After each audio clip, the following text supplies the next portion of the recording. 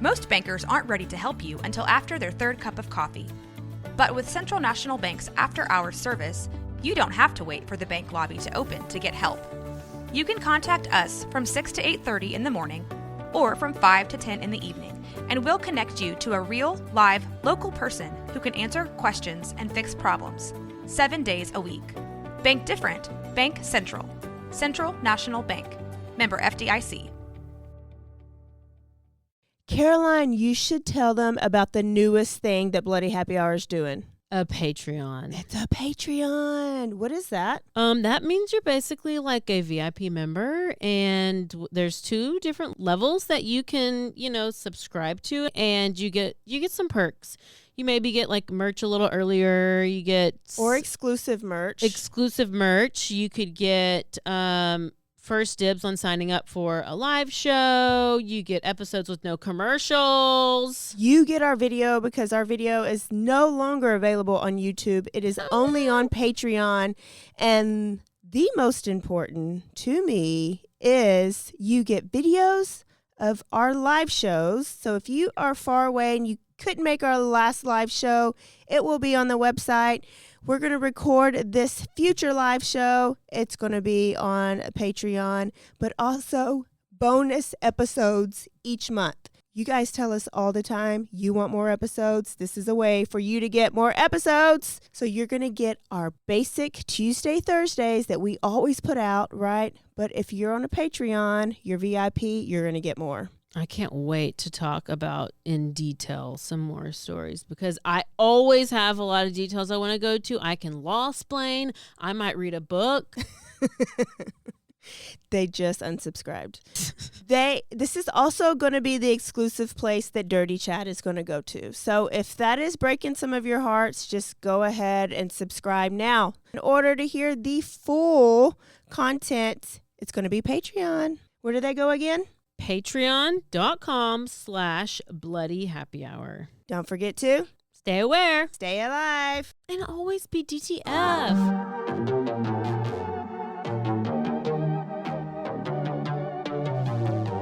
Hey y'all, I'm April. And I'm Caroline. And this is your Bloody Happy Hour. Caroline, are you ready for this? This is your newest guilty pleasure. It's the bloodiest part of your week. Did we say something about it also being happy hour? Show did. Because we about to be sipping on some murder. Bloody Happy Hour.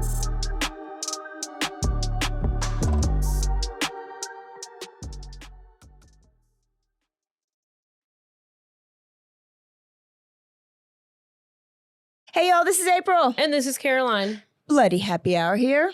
Here we are. We're doing our full story today. We're going to Nevada, which is very close to Utah. And the place that we're going is right on the border of Utah. Let's do it. And also, this episode was featured on Snapped. Okay. So we got a crazy woman. Maybe, maybe not. Killer couples. Killer couples. Killer couples. Okay. Yes, that's the one. So, Micaela Costanzo, 16. Can you say that throughout the whole podcast? You know how I learned how to do it? How to say it right? How? Because George Costanza. Who's that? From Another Seinfeld. name. Oh. So, Costanzo, and I can remember Costanza, so I remember Costanzo. Okay. It's all about clues and words and clues. Okay, got it. Relating things, all the things. So, friends and family called her Mickey, but she's the youngest of 3 siblings, and she lived with her mom and her middle sister in West Wendover, Nevada. Okay. She has an older sister, but older sister is out of the house, but still lives pretty close. So Micaela went to this West Wendover High School. She played basketball. She ran track.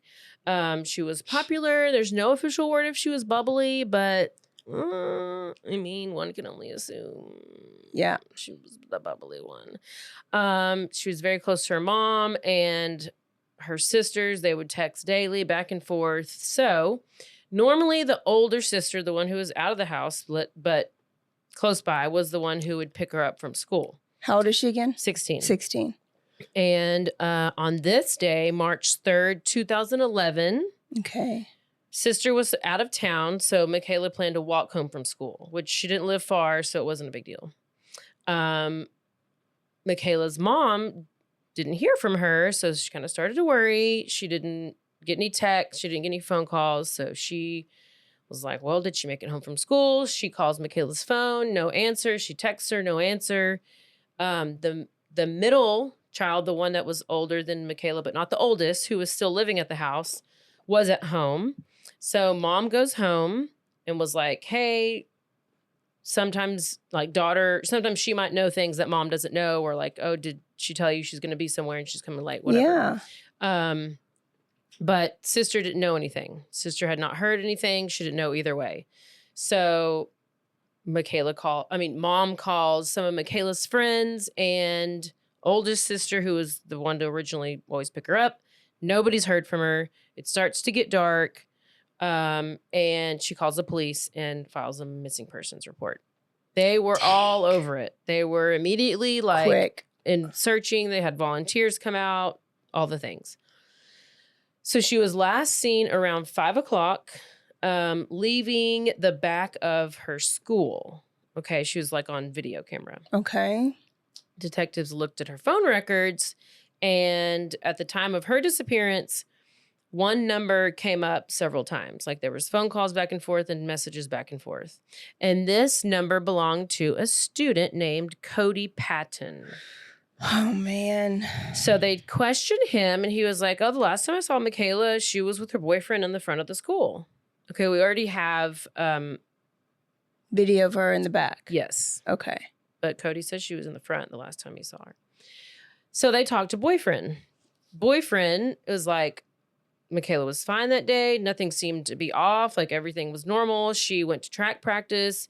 And then her and I were talking at the back of the school, not at the front. So Cody, okay. So they're like, all right, well, let's just, okay. We'll take in all the evidence that we can. Okay. So search parties are continuing to do their thing. They're scouring the area.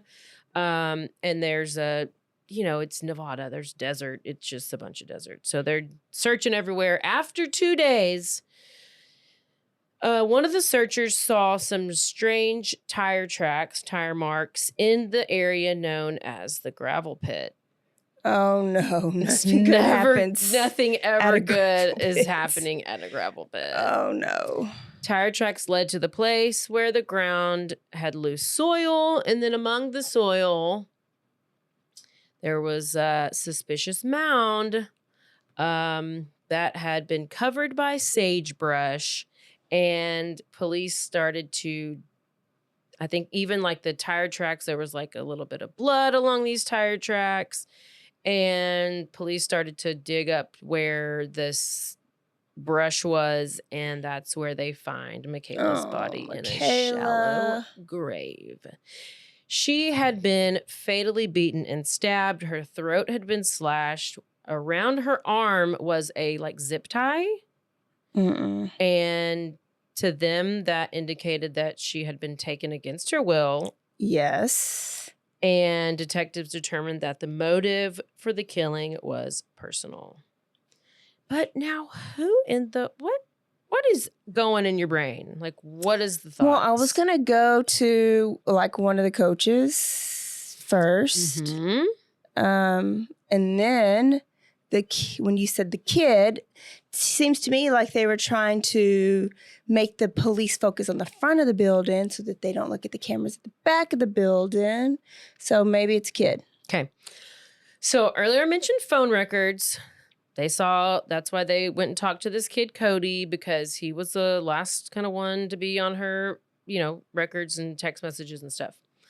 So he became kind of the top person of interest, just because boyfriend seemed to be totally everything he said was matching up everything. Then they have additional school surveillance video, which showed Micaela and Cody. Cody is we know who Phone Cody number is. boy. Phone number boy. And they were in the hallway, walking. She was walking and he was kind of just closely following behind. as she's going out of the building. And then you don't see her and you don't see any, I guess they didn't have footage of outside the building. This was all inside the building. Okay. So then they ask him about it, and they have like this initial questioning, and they asked additional students, and the students once again were like, they were at the back of the building. He still says they're at the front, and this whole thing. This was a big deal. So who is Cody Patton? He's 18 years old, senior. He had been friends with Micaela since childhood. They lived in the same apartment complex growing up. They stayed friends for a little bit, but as they got older and socially, they just kind of were acquaintances, normal stuff. And now Cody is dating this girl named Tony. Okay. Tony Fratto. Fratto. No. What's Cody's last name again? Patton. Okay. Patton Fratto. And now a word from our sponsors.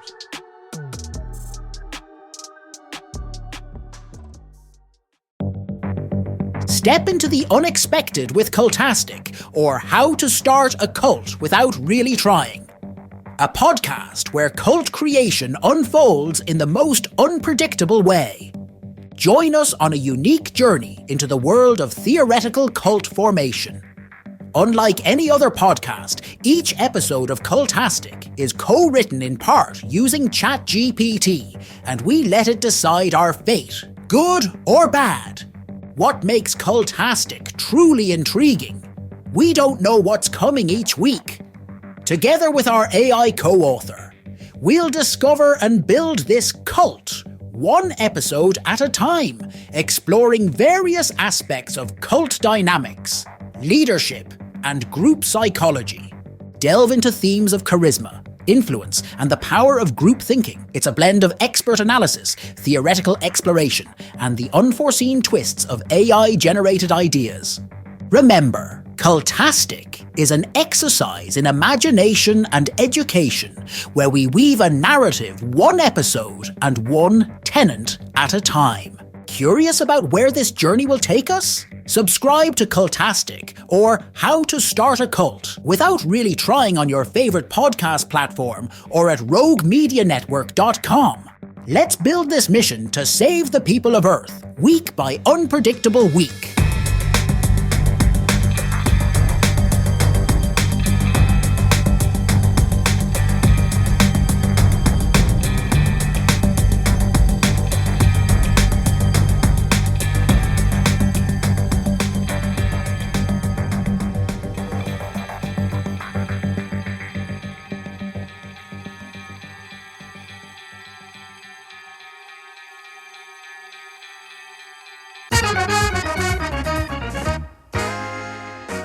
Hey everybody, I'm Tony, and some call me Big T. And I'm Carrie, and we have some exciting news. We have a podcast. Absolutely, it's called My Husband is a Hunka Burning Love.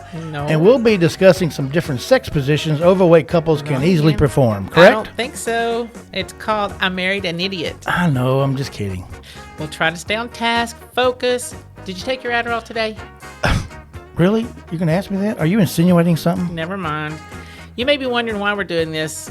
We have been together for 36 years. 36 short, long years. Freaking years. But we must be doing something right? Well, we must be. But this is where the fun starts. And you know me, I love having fun. Fun is the best thing to have. Yes, it is. On our show, we're going to be discussing a wide variety of topics. And I'll give you my opinion, and you'll give your opinion. So please, do not embarrass me. I'm not going to embarrass you. I told you 1,000 times, but you also need to learn to get some thicker skin if you're going to be doing this. No. And don't take everything so damn personal. I know, but you get personal. Anyway, it's up to you, not you, Carrie, but the podcastee listeners, the audience, to decide which one of us is the idiot. It's going to be pretty obvious, trust me. Absolutely, totally obvious. Was that a shot? Of course not. Okay, good. Just checking. So, you know, everybody has an opinion. It's like my daddy always said. Oh, no. Here we go. Well, it's true. An opinion is like an ass. Everyone has one, and some are bigger than others, or it went something like that. Stop. Would you be nice? See what I mean? Tell them where we can be found. Anywhere you get your podcast or roguemedianetwork.com. Just look up I Married an Idiot. Sit back, relax, and give us a try. I promise you it will be entertaining. And if you want to contact us, you can shoot us an email Well, I don't seem to have the email at the moment. This is not good. I don't seem to have that at the moment, but we'll let you know. So stay tuned, and I promise you we'll let you know. Sorry. Really? Well, But yes, eventually we'd love to hear your feedback. You can give us suggestions on what topic to cover, comment on our show or an episode, or just drop us a line to say hello.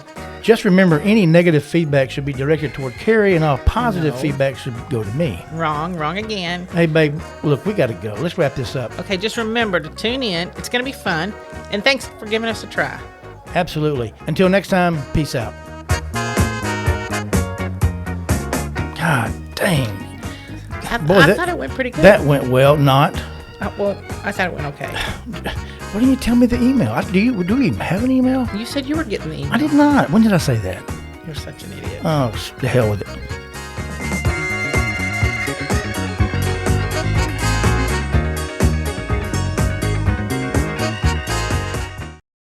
Hey, I'm Blair. And I'm Brittany. And we're the host of By the Cover Podcast. We cover everything from mysteries, thrillers, romance, chick lit, and even some smut. Don't forget the smut. Yeah.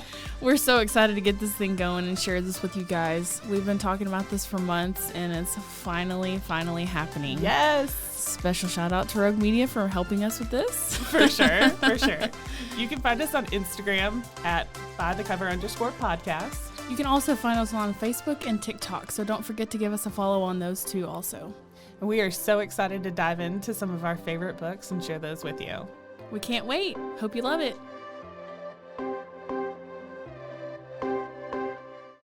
So, Tony is 19 years old, senior, also in high school. She literally looks like she's like 13 or 14, innocent look. I mean, I watched the interrogation video, like stuff, and I thought for sure she was innocent because she just looks. Don't tell us the story. Well, I just was saying. I mean, that was my initial thought. I'm like, this girl is getting framed. She didn't do anything. Cody is like framing her. Like, I don't know. Okay. I don't know. I just was like, I didn't think there was anything to her. And then they told me she's a devout Mormon. Then the red flag. So we find out Tony is like dedicated to Cody because like she's so insecure in herself because she's really not that cute, which is fine. You can always be a nice person. He's like 6'8". This Cody, Okay. you know, he's 6'8". He's kind of rebel. Like, he's been like kicked out of his parents' house. He just is like kind of just he's just a wild child. Okay. But Tony was like, I'm dedicated to you. Like, you love me and I love you. And this is probably the only attention I've ever had from a man. And you're 6'8". So I understand that. But she really wanted to help him reach his goal. And that was to go to the Marines. Okay. I don't know about that goal, but they dated for a while. And like any high school seniors, they decided to get engaged. Oh. Who doesn't get engaged to their high school? I don't know what they're still in high school. They're not graduated, but they've got to get engaged. I mean, it's normal. So Cody was so invested in this relationship, he even converted to Mormonism so they could get married in the temple. Wow. But were they having sex or were they doing they were probably doing armpit sex. Armpit sex. They were bagpiping. Yeah. Okay. But like, where's like Cody's parents and like what do the like Tony's parents think about this? Like, what's happening? Let me tell you. Okay. Tony, Fredo, girlfriend, parents were a little conflicted about the situation. They like, we don't really know if we want Cody to be like staying here because did I tell you he was going to move in? No. Oh, so he decides he's going to move in. Oh. But then the parents are like, I mean, is that really a good idea? You're like, I mean, y'all are 8. Well, they are 18 and 19, but still, like you're living it. No, it's not. It's not good. The primary concern was for the parents was that they did not want her to run off with him. Like if they said no, he can't move in here, and she's just gonna go and leave. They didn't want that. They said, we don't like that. So they're like, okay, we agree that he can be here because at least this way we can keep an eye on him. Yeah. Okay, so I don't fault them for that. Like, okay. Well, yeah. You know, I mean, maybe I should take that back. But anyway, once they were living there together, the relationship improves. Like everybody's like, he's part of the family. And he really is like, I like this. And I bet he's never been a part of a family. It sounds like he hasn't. Okay. It sounds like he hasn't. So, like I said earlier, Toni was very insecure. She was insecure about herself, but also about their relationship because she just constantly thought that Cody was going to leave her. And he probably was. And she was even more insecure about his relationship with Micaela. Toni was. Girlfriend Toni was. But like, out of the blue, like, yeah, they were friends when they were younger and they maybe like hung out more and like they've known each other for a while, but I don't know why you're really that concerned about it. Like they're not. Probably because Micaela's everything, Toni is not. Yeah, but it's not like that was his ex. Yeah. So that's why I was like, okay, but Cody is the one who caused all these issues because he would always tell Toni, oh, Micaela's been texting me. Micaela's been calling me. So then Toni's getting jealous and she is now hating Micaela because why you always messing with my boyfriend? Yep. Why are you doing this? So like Coney, it's going to be Coney and Toby by the end of it. So Cody is just like living it. Like he's loving the attention. He's like faking that Micaela's all into him. And Toni's just like getting real jealous and he is all about it. He's setting this up. Yes.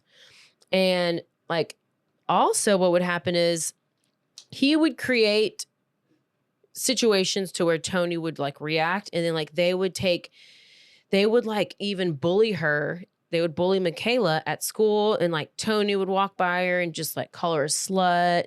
And they would like, hey, you want to come for a ride today with us? You want to come riding around? And she's like, no, leave me alone. She would like tell her sisters about it. And she's like, they keep like trying to get me to go somewhere and I'm not going to go anywhere. Like, I don't know why they're so obsessed with me, but they were, and they would constantly do this. So once, they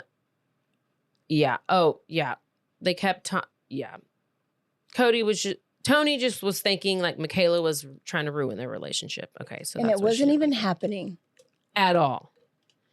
So Cody was he's like established of the primary person of interest just because maybe he's given conflicting stories to police, plus the surveillance cameras, plus the text message and the phone calls was the last person to talk to was Cody. So they have him come in for an interview at the station. And it didn't take long for Cody to break down. And tell on Toni. And tell on himself. Oh.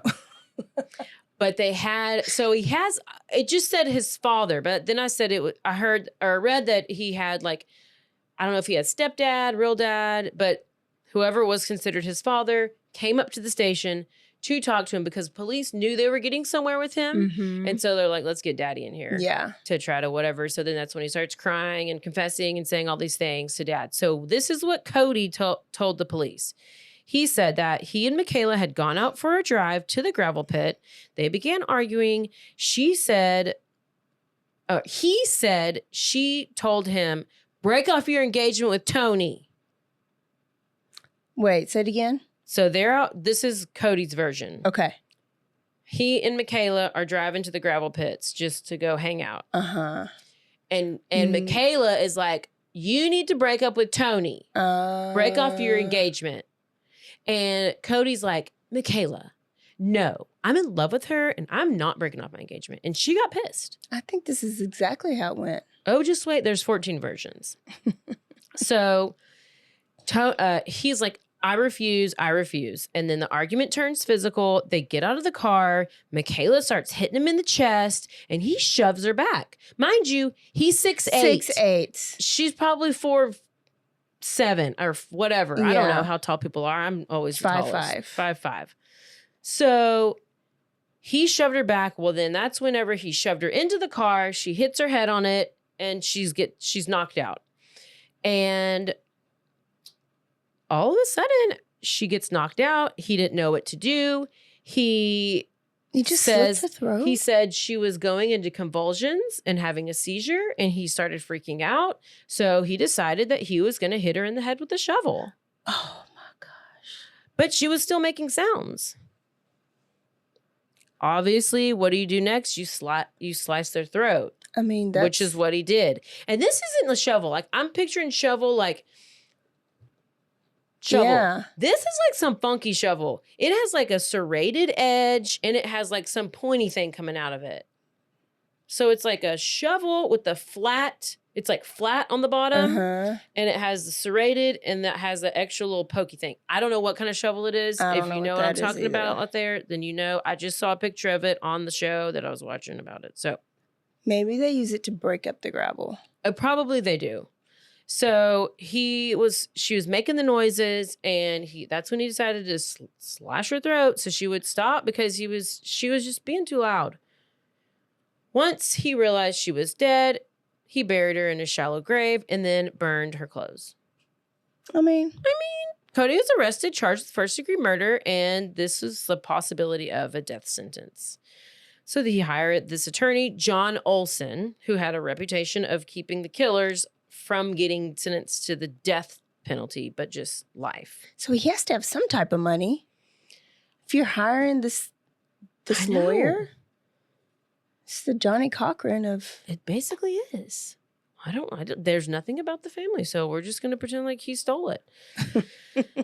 So, what about Tony? What's she have to say about all this? Because they just are like, okay, Cody's the guy. Yeah. He's the one. Well, she's devastated that Cody was arrested.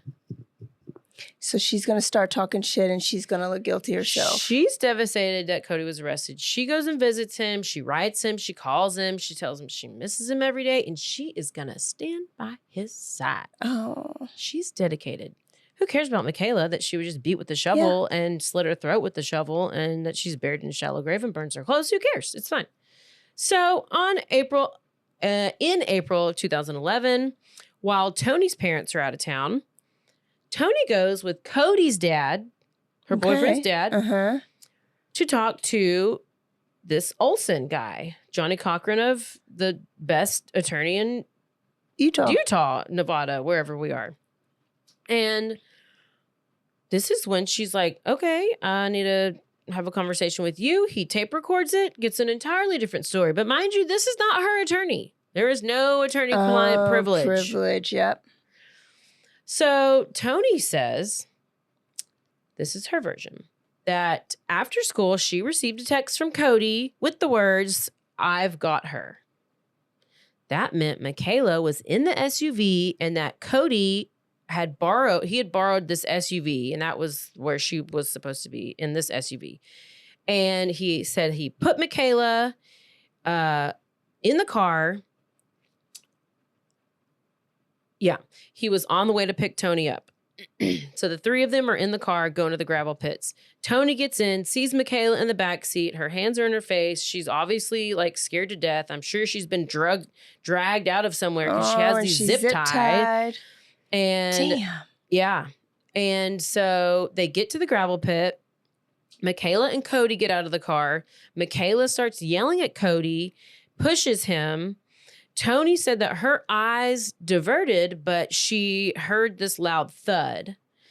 And when she got out of the SUV to see what happened, she sees Micaela laying on the ground. So this must have been when she was pushed into the car. She's on the ground, not moving.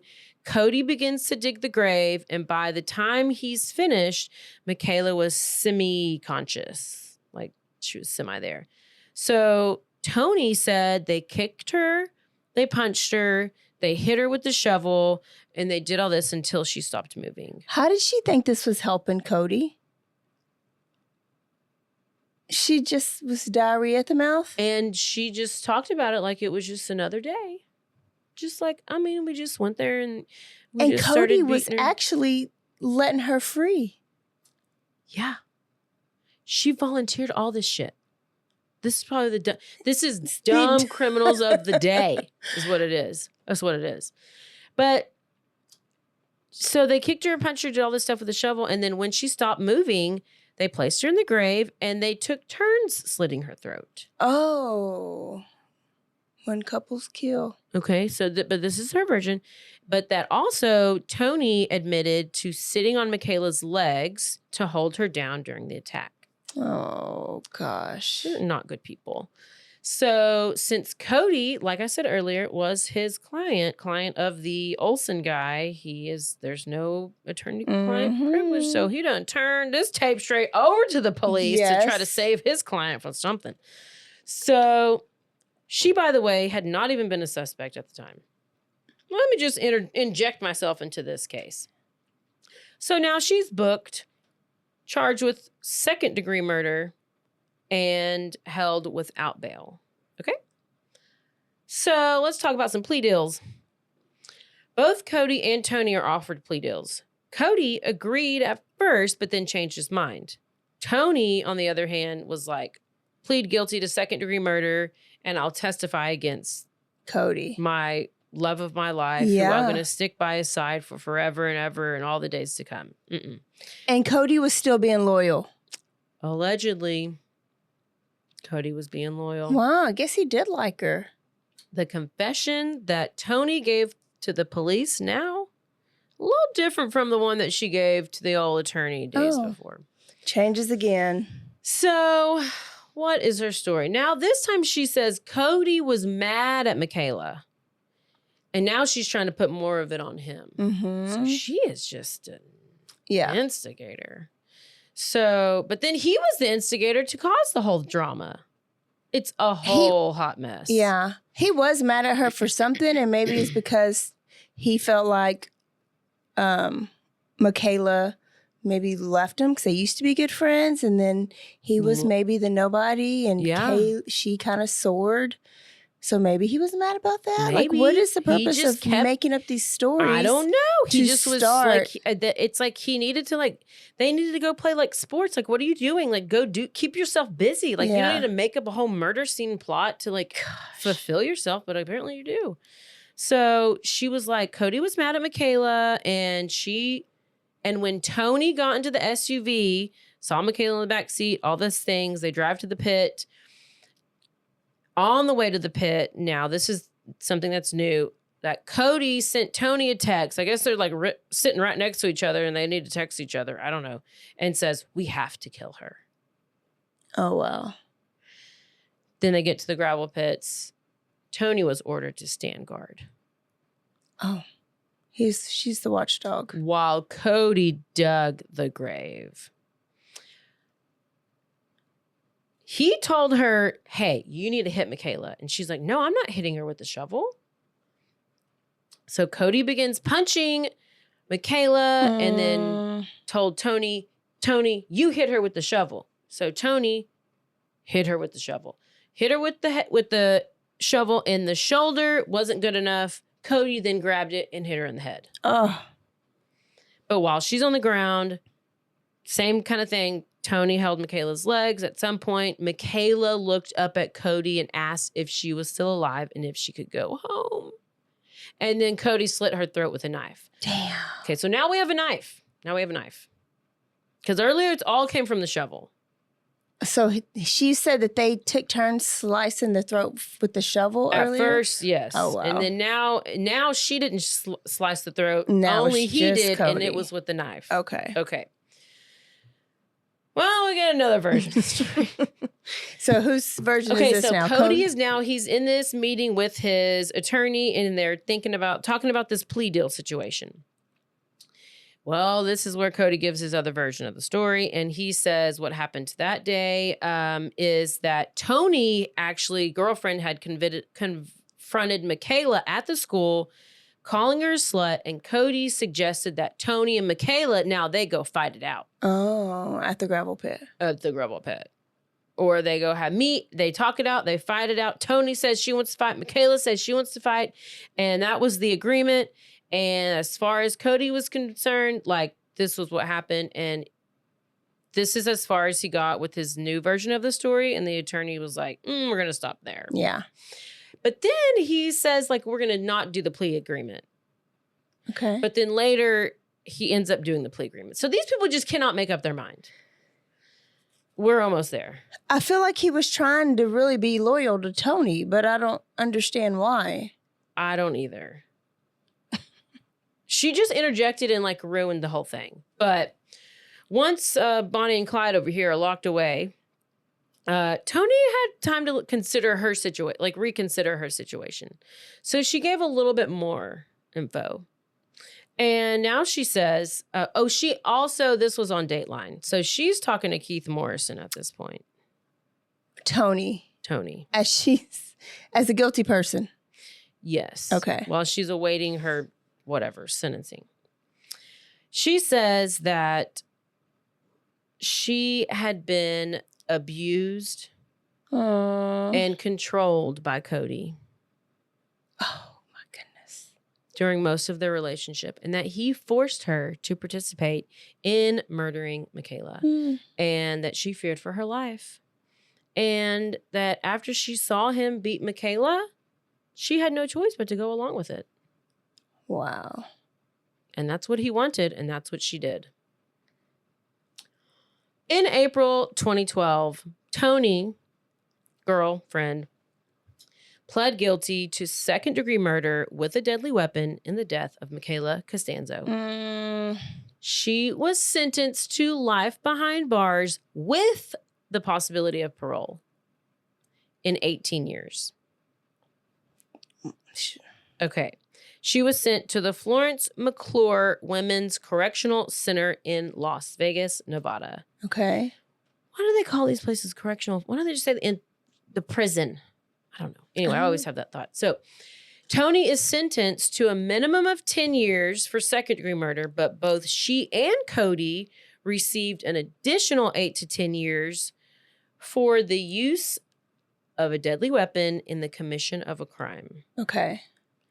In April 2021, so this has been 10 years now had passed, and this is when she comes up for parole. Well, it says after 18 years, which is basically 10 years, it all math. All the math and this stuff never maths. Up for parole, she had a hearing in 2021. She was denied. Good. DA Tyler Ingram said that if Tony was granted parole for this murder hearing, she would still not be released from prison because then she would have to be serving her second sentence. Oh, good. Her next parole hearing is May 2024. Oh, damn. In a minute. Like 3 seconds. Yeah. Okay. So we have to keep an eye out for that. Now, in May 2012, go back to what's Cody's situation. He eventually agreed to plead guilty, I believe, in order to avoid the death sentence. Okay. So he pled guilty to her murder. He is, as part of the pre-sentencing report, he wrote a letter to the judge denying that he killed Micaela. Oh my gosh. So you're going to plead guilty, but you're going to deny. That's what they call an Alfred plea. I don't think they must not have that right here. That don't work. He laid the blame solely on Tony. Oh. So he was like, okay, bitch. Too late now? Saying that she slit Micaela's throat, but the judge didn't buy it and sentenced Cody to life in prison without the possibility of parole, telling him, quote, "Your blood runs cold, Mr. Patton. There shall be no possibility of parole." And Cody Patton is incarcerated at the Ely State Prison in White Pine County, Nevada. So we're at the conclusion, and we have 14 different versions of the story. Yeah. So will we ever know the truth? Probably not.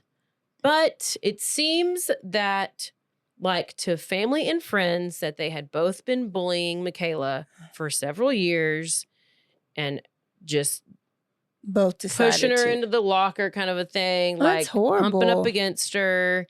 And one of Micaela's closest friends had said that multiple times Micaela had told the friends that the couple, Cody and Tony, had continued to try to get her alone with them over and over, tried to get them to go for a ride.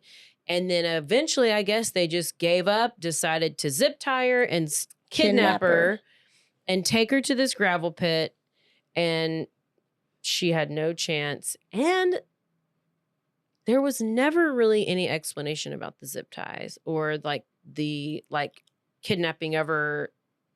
I don't know how she would they have did it. voluntarily gotten in the car whenever over and over and over she refused to get in the car with them.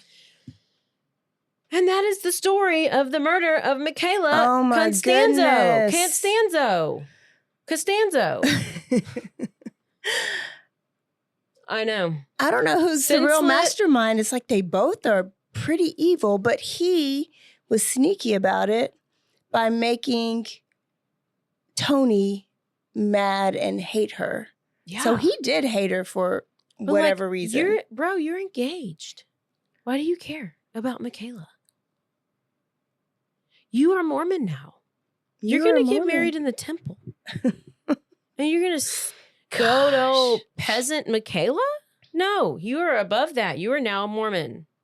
I think he even knew that Tony was that weak enough that would fall for something like that. Shovel with a stake. I got to figure out what this shovel's called. So yeah, that is... Again, I'm always surprised at when there's one murderer, right? But when there's like a team, like you have two sick people that just happen to be the same place, the same time, friends, to plan out something like this, and nobody chickens out. No. You go all the way through with it. And what do you think? It took 2 days for them to find her. And did you just think you were going to get away? It's like they didn't even hear them in their interviews. I mean, just like crying and crying. And oh my God, once she started having a seizure, I didn't know what to do. So I just kept beating the shit out of her. Really? Oh my goodness. I don't ever think that's a good idea. And I mean, would you rather get in trouble for kidnapping and beating, or live your life for murder? Oh gosh. And it's like they had been wanting to do it for so long, but they didn't have no plan. No plan. Or no post plan. They really did not have a plan. So these are no post dumb criminals plan. Of the day and they're ridiculous. Of the year. And I got to see what they look like. Was he good looking at all? I mean, he was like a normal average. Yeah, he was, I would say, good looking. Not now, but.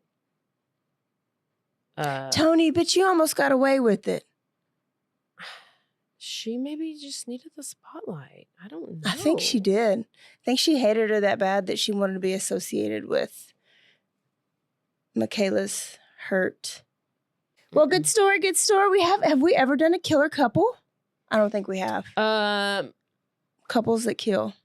No. I don't know. I don't think maybe we haven't. I don't think we have. Boyfriend, girlfriend team. Nope. Husband, wife team. Nope. Nope. Eventually we got to do Ken and Barbie. Ken and Barbie. So there you go. Okay. Good stuff. Good stuff. That is it, y'all. That was a quick one for you. And we will see y'all next week for all new episodes. Go on and give us a rating or reviewing, RRS, rate, review, and subscribe. Get on our Patreon if you want a couple bonus episodes that come out. And that is it. Don't forget to stay aware, stay alive, and always be DTF. Bye, y'all.